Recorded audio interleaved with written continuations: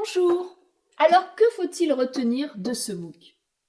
Le message, c'est de changer d'état d'esprit.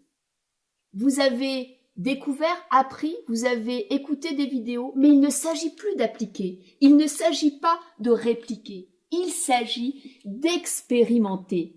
C'est en faisant, en se trompant, en prenant ce que vous avez compris et en le mettant dans votre contexte métier que vous allez prendre le dessus sur le numérique et l'intelligence artificielle. Alors concrètement, comment? C'est assez simple. Déjà, il faut échanger, raconter à vos collaborateurs ce que vous avez compris dans ce MOOC, ce que vous avez en même temps expérimenté, pourquoi pas avec le chatbot, encore avec le forum Zebra ou d'autres tentatives qui vous ont intéressé avec le Rich Media et Ubicast.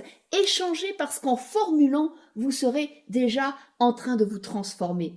Donc l'échange sur les forums, sur vos propres réseaux sociaux est très très important. Ensuite, très important également, créer des groupes métiers.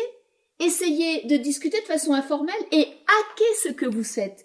Essayez de voir comment l'intelligence artificielle peut vous remplacer sur certaines tâches, peut au contraire vous assister sur d'autres, et qu'est-ce que vous pouvez faire de nouveau grâce à elle en augmentant votre valeur ajoutée. Hacker, c'est essayer, c'est tester. Tester en faisant, tester avec les autres, tester parce que vous avez des méthodes. Vous avez appris à être agile, vous avez appris à penser différemment avec le design thinking. Donc oui, c'est tout à fait possible de prototyper même une idée. On n'est pas obligé d'être simplement dans l'échantillon ou d'être avec une imprimante 3D. Et pour prototyper, partagez avec le Learning Lab Human Change, c'est-à-dire cette chaire d'entreprise que nous avons au CNAM. Partagez vos idées parce que nous pouvons accompagner des entreprises justement sur des groupes métiers, sur du prototypage.